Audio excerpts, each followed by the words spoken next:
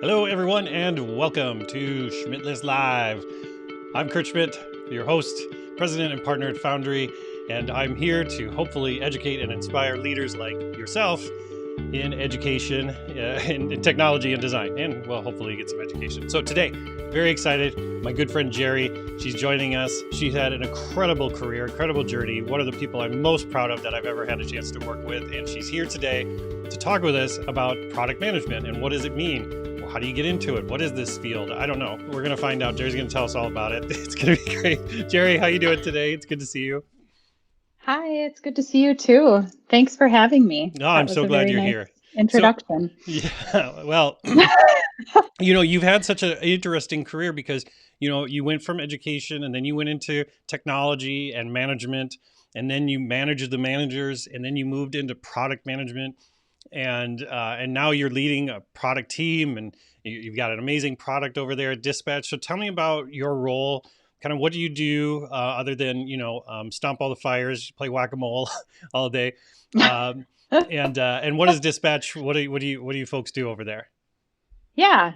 Yeah. Well, Dispatch is a local startup here in the Twin Cities, Mm-hmm. and we do we have a product that is a business to business courier in the wholesale manufacturing space. Okay. So we have both a web application and a mobile application that gets all that done. So we have, and we're you've grown just a little bit in the last year or two, right? just a touch. when I joined, I was the only product person, product, all of that. The only person with several engineers, and now we are over 25, I think. Yeah. Combination of product managers, product owners. We have on the technical side too, many the architect and engineers and Yep. QA and cloud operations and data science and all that fun stuff. So whole thing. So yeah, so it has been a journey. Yep. Over the last, I am just coming up on 2 years actually. Wow. So well, congratulations. Yeah, and yeah, thank you. And there's a few of us on the team that did the original MVP build of the product too, Okay. which is really fun. So we remember back when it was like, hey, we've got this idea and we want to build this thing, and then it was like, wow, okay, when it was very greenfield, right? Yeah.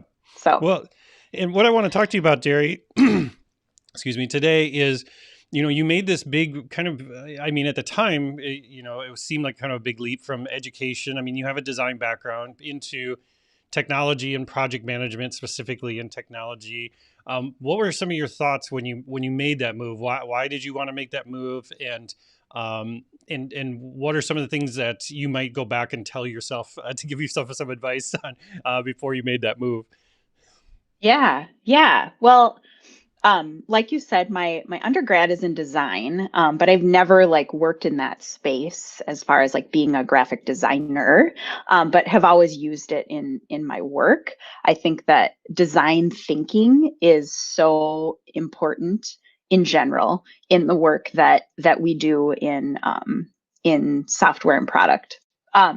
So the transition though really I was learning to do both. I was managing e-learning projects and figuring out how to really design them. Yep.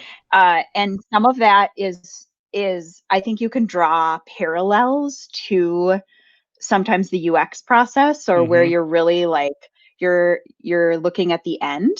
Yep. You're figuring out what are the outcomes that I need, Right. and then you're designing to get there. Exactly. So Yep. curriculum development is very, very similar in that sense, right? So that was the space where I was living in education. Yep.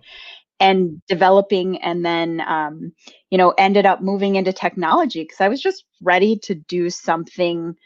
I was ready to move out of just academia, which is it's an interesting gig. space, and it's a tough gig, and I love that culture. One of the things is I just love to learn. I think I think all of us know that work in this field, the the curiosity that's Yep. required, to just like you're motivated by curiosity, Yeah. right? And like, why is this, why are we doing this, what's happening, etc. So it's like that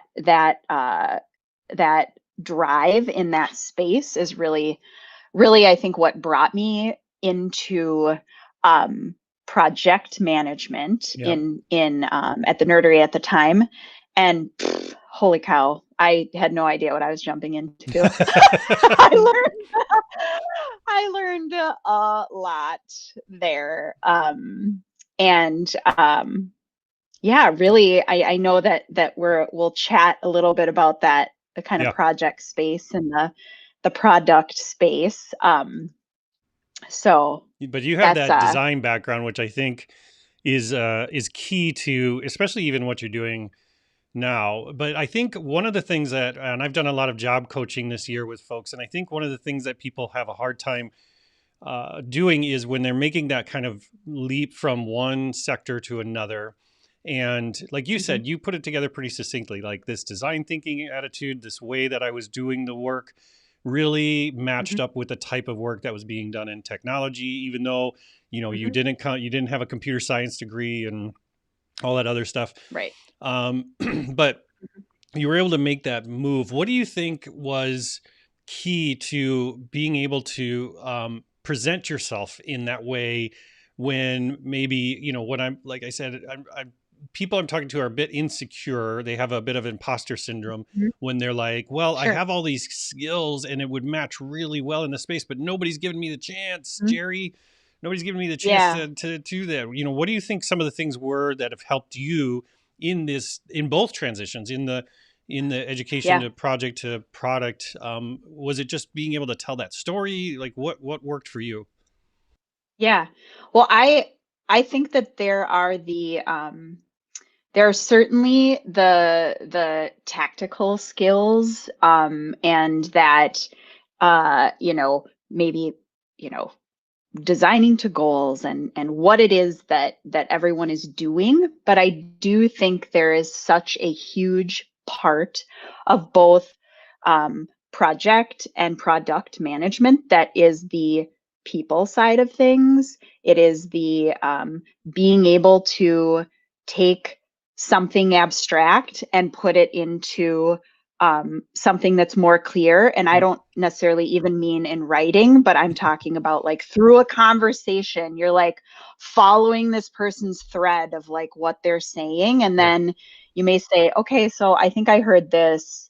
Is this what we're going for here? Because the Yep. whole goal is that we're trying to align, right? Yep. So there's such a big part of the work that is interpersonal skills, Yeah. it's stakeholder management, Hmm. it is just like thinking ahead and mitigating, what risks are coming up.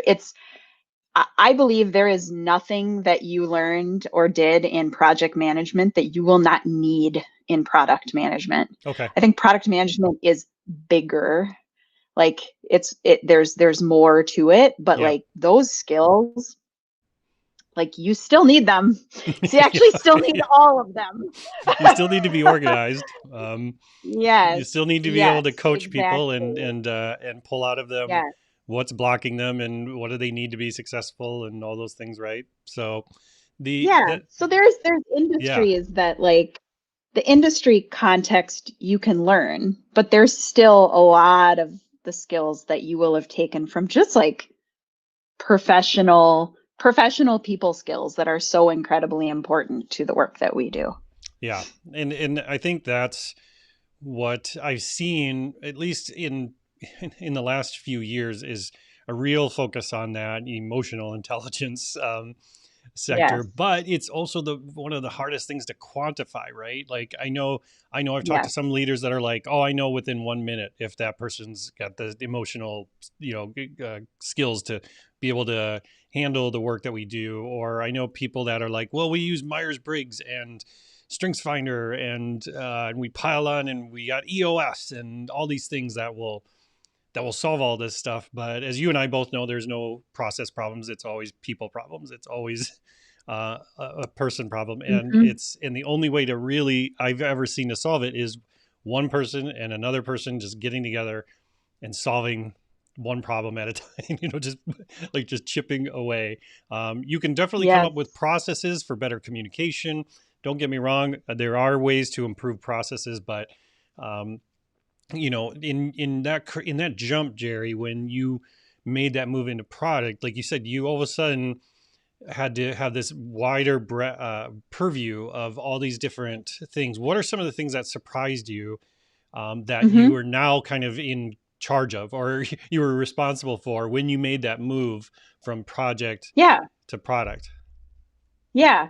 I think in many ways you are, I think good project managers do really get in touch with what their main customer or client needs and is thinking and anticipating that. And when you move into product, that is now your job, right? And so you are not only needing to think about all the things about what we're building, how we're building it, but it's all of the how does it align? Why are we doing this? What is the impact going to be? What are all the other parts of the business that I'm going to impact Mm, by this one change, yeah. right? It's like, Yep. oh, It's a well, real global we're just vision you have to have, right? yeah, like I'm building this service. Well, sure, you're building a service, but now we're selling another service. We have to Hmm. bill another service. Like finance has to understand how on earth we're going to charge, how it's paid out. There's just like a lot more. There's a lot more to it Yep. that you may not have needed to be involved in, frankly. And then it's really like the rollout, right? So Yeah. yeah, we want to do this, but well, we can't roll it out. And with, I don't know, with seasonality, it's going to come out at the wrong time of year. Like, Hmm.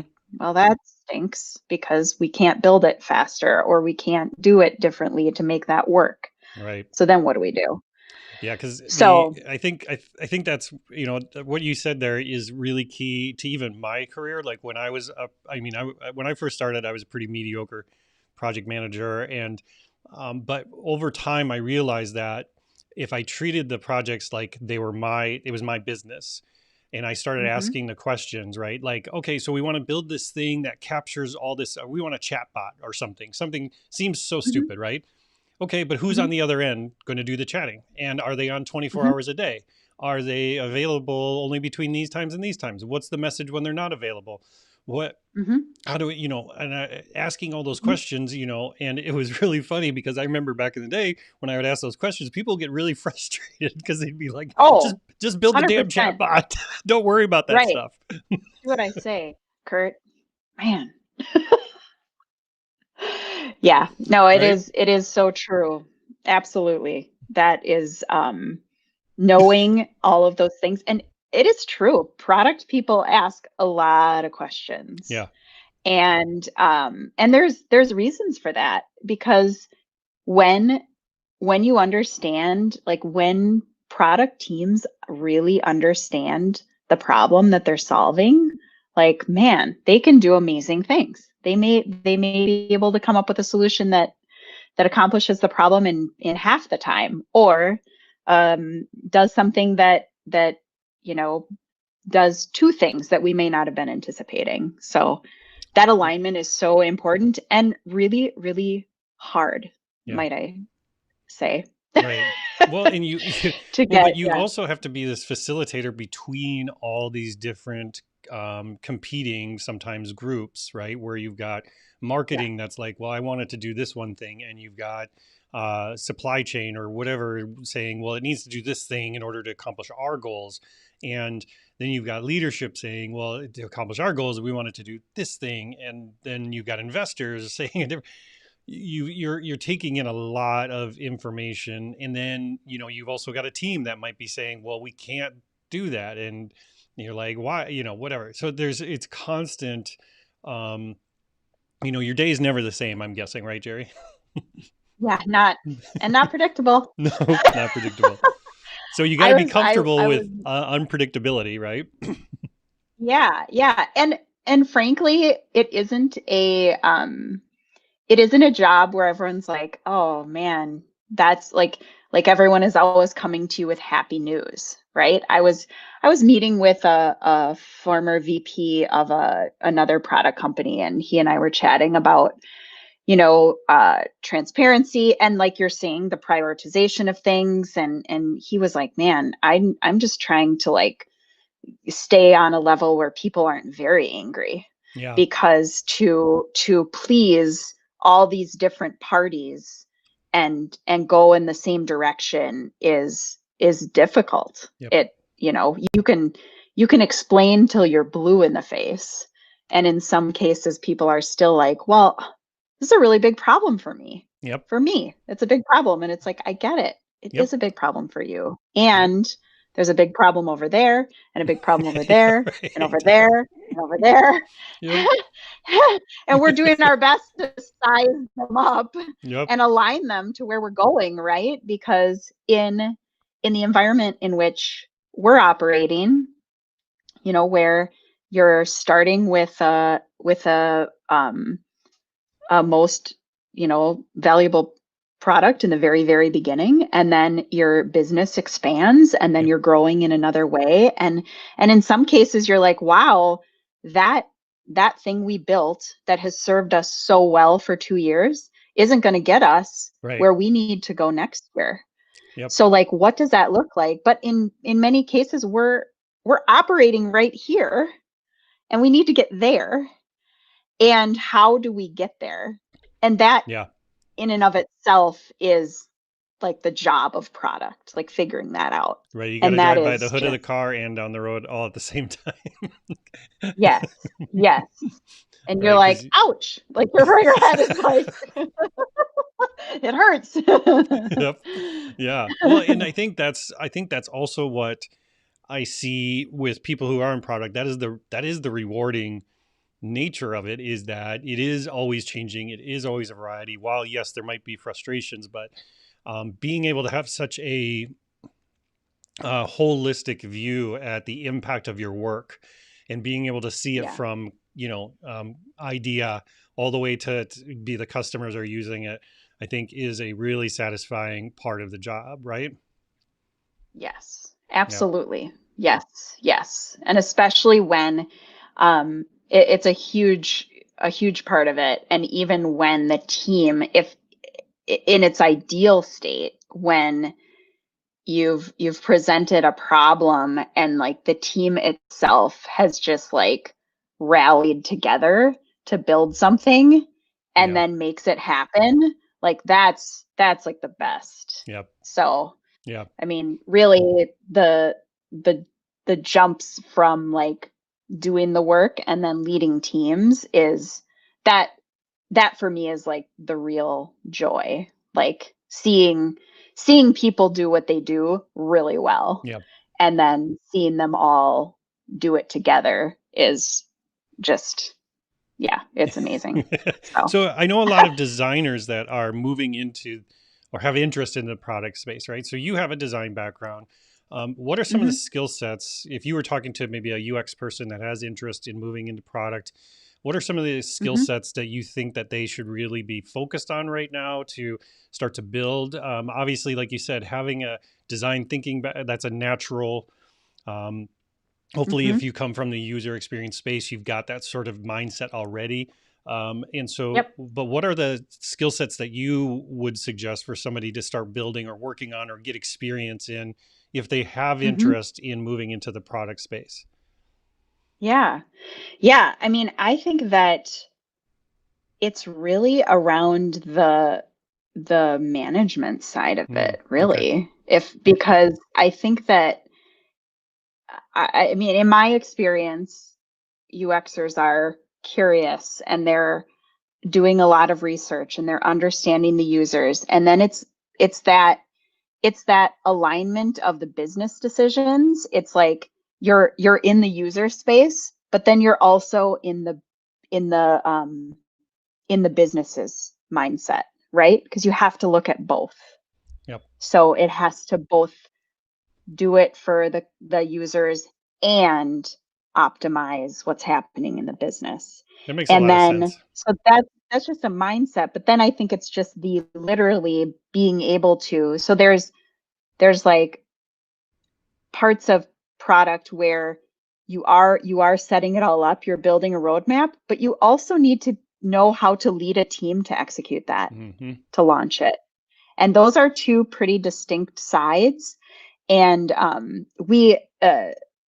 my team, we all got together. It was what we've had a lot of people joining quickly, so we did a strengths workshop, Hmm. and it was really fun to see Yeah.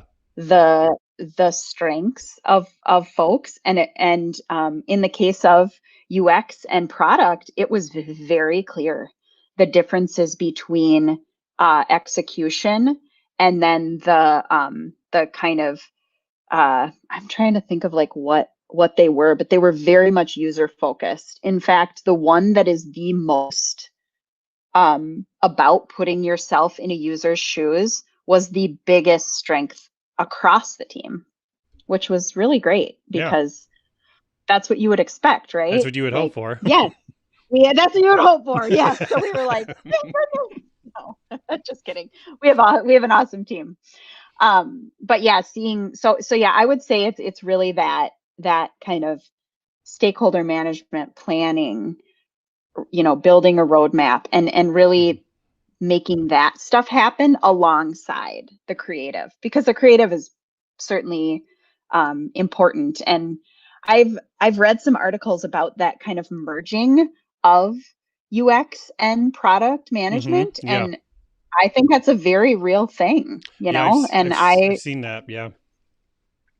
yeah, I think it'll be interesting to see how the industry evolves Yeah, in because I that way. think in I've seen in some bigger companies where they're kind of putting this product and user experience under a customer experience umbrella, right? You've got a chief customer Ah, experience officer, and they're kind of moving product and UX into those same areas because they do have to be in such alignment, hmm. and man, I've seen over the past couple of years when product and UX isn't in alignment, Oh yeah. and IT and all this, and what a Hmm. disaster it is. But it's hard because we've in a lot of organizations you've been pretty siloed, right? Because Hmm. the user experience team hires user experience designers, and they do user experience work, so they're over here, and product does Hmm. product work, and they look at analytics and they talk to customers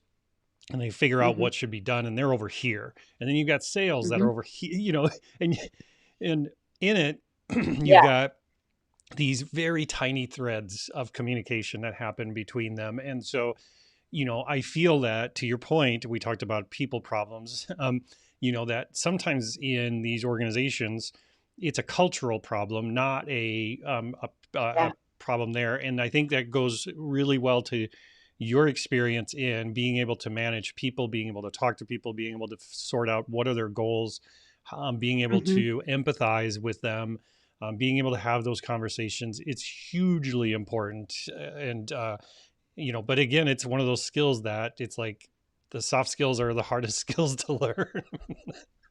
They are, yeah, for sure. I think that they're the ones that I'm looking for when we're hiring, because it's those, yeah, like you say, they're much harder to teach, and in Yeah. some cases there's there are some things that I'm not sure that like I think that it's just sort of built into your DNA. And I think one of the things that you were talking about earlier was about this extreme ownership. Yeah. And that one in particular is a really it's so important. And something that, if you have it, I think you even know that you can like turn it up and down. Yep. Yep. Right. Yeah. If It's that's like a like a dial. thing that you have, right? Like, whoa, too much. Yep. Back it off. It's um, at 11. Back it I, off. yeah, turn it Back down. it off. Take your hands off the wheel. All right. But yeah, that's a big one. And also really there is overlap, and working with people who are humble and wanting to work as a team, Yeah. because the thing is, it's never going to be exactly clear because they do overlap some. And I may be a product person with a design background, but there's plenty of product people that don't. And then you would pair them with someone who maybe has more of a design background, Mm-hmm. right? And then there's like a slew of uh spectrum of UX, from visual Yeah. design through heavy research. So Yep. like we're always balancing our teams and our Mm-hmm. skill sets. So there's such a big piece of that. Plus, like, certain types of features require very technical minds, and then Yes. other features require they're like no one cares about how much the back end part is easy. It's Right. They need really more of like a the marketing finesse that mind. we need on the front. Yeah. Mm-hmm. Yeah. So there's just that balance, and also just that humility of like, okay, I know this isn't perfect. Let's figure out what you're going to do and what I'm going to do. And maybe that's just for the next 3 months. Yeah. But, Let's put some lipstick on this that's pig. right, right. And Yeah. that's just the reality of it. Sure. So, Well, because and we all that's don't work in a perfect place or a no. perfect world. Nope. Our goal is just to work towards that, even though we know we might never achieve it. Um, Right. but that one of the last things I wanted to ask you about, Geri, is that you moved into a role where you're hiring product managers and you're sourcing them. What are some of the questions you ask in an interview? What are some of the things that you're looking for? Like, I know, specifically, like you said, sometimes you're looking to balance the team, which I think is really important. Um, Hmm. but Hmm. in general, when you're Hmm. sourcing product people, what are some of the questions you're asking? What are some of the answers you're hoping to get? Hmm. Yeah, yeah. I'm I think I'm looking for a pretty wide range of skills. So it's I think that, and some of that is because of the stage of company that I'm in too. Like there's a certain scrappiness that I'm looking for, in that you feel comfortable taking things from idea to implementation. Like Mm-hmm. you know that kind of like the back of your hand.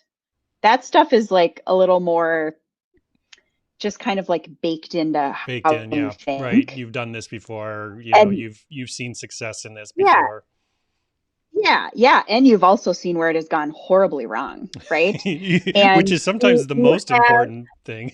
yeah, yeah. So you have probably a range of understandings of different methodologies, because I don't believe that pure agile works, and I don't believe that we need to be working in waterfall either. I think there's a range, and knowing how to how our team needs to function, and how you need to lead that is really important. So I'm looking for someone who also knows how to lead teams, who has that ability to both um, manage stakeholders, but Hmm. also be very personable with people. Yep. Like, you care about your team, you care about what designers do, and you also care about what engineers do, Yep. and you care what value a QA engineer brings, right? You really like acknowledge all of the people that are doing all of their respective things, and Yep. understand that it's your job to bring all of that together. Yeah. Yep. Like, you're not necessarily like this like high and mighty, I'm just going to tell everybody what to do. That's Yep. like the worst. Yep. It is truly like, you are in like, if someone is showing me how they can like orchestrate something, Yep. that is That's like key, hands right? down, I would be blown away. Yeah, Yeah. and the way that I've seen other people build empathy in those areas is, and my advice to some people has been, take a short course in programming, take a short course in QA, um, take a short course in analytics and marketing. they've got tons of these free things on LinkedIn you can take and do some actual coding, make a page work or something, and and take a Mm-hmm. QA course and learn, because that's how you're going to truly build empathy with these folks. If you really understand what their job is like day to Mm-hmm. day. I mean, one of the biggest things for me in my career has been with understanding how many decisions an engineer makes by minute while they're Sure. programming, was so key for me to understand how much they needed to truly understand what the overall goals and success was. Even though they Yep. might tell you, I don't care what that is.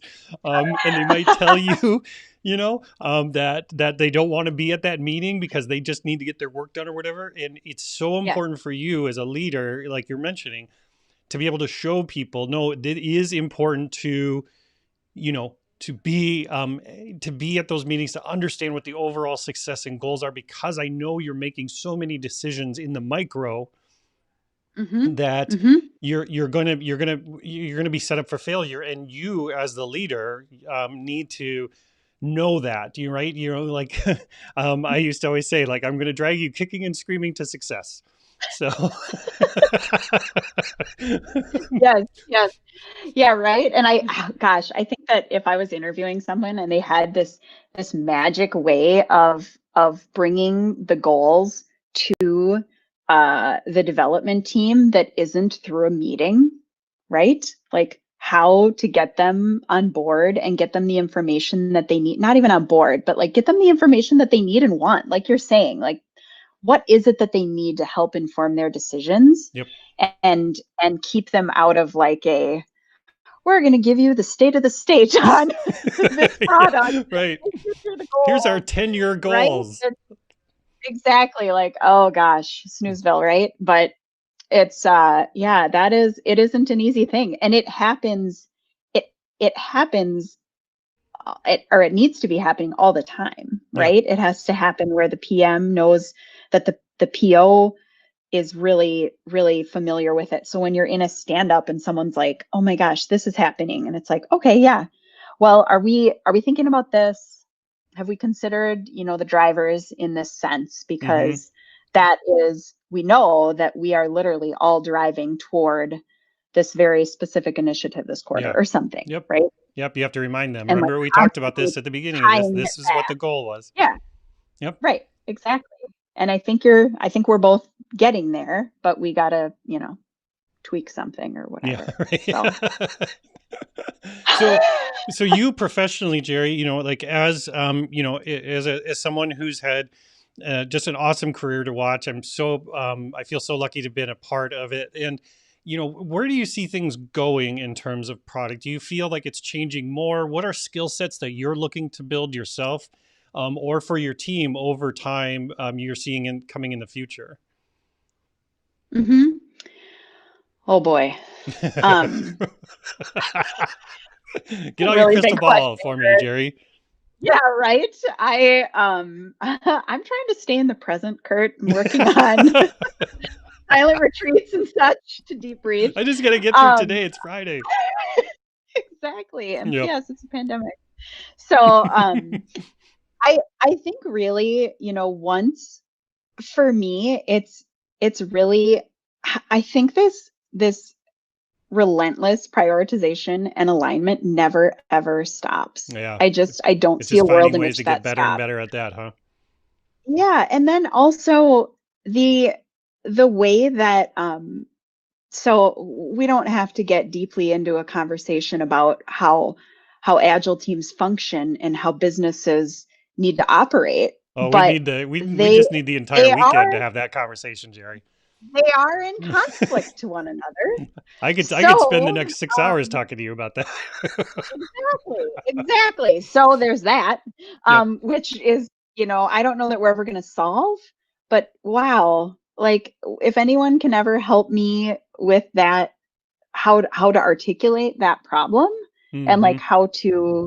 Yep. how to get over it. Yeah. And then I think finally it's just um what how are we going to use all the data we have. Like we have so much, we have too much data, right? And Yep. like, how are we going to use that How can you use it to make to, decisions? I see it all the time with companies. yeah, They just accumulate so much, and yeah. it's so hard to pare it down into ways to make decisions.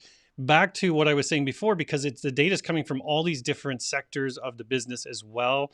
So you've Mhm. got the marketing data, you've got the IT data, you've got and it's like it's almost like you need this like stats board that is like they don't have Yeah, any ties to anybody else, and they just review the data in this black and white sort of review. It's like they're like the electoral college of the of the yeah, data.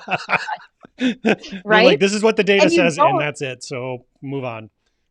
yeah, and you also don't want, depending on your business and the stage, you don't want to make, you don't want the existing data because it may not be where you're going. Like it may not even be useful. Right, So you're because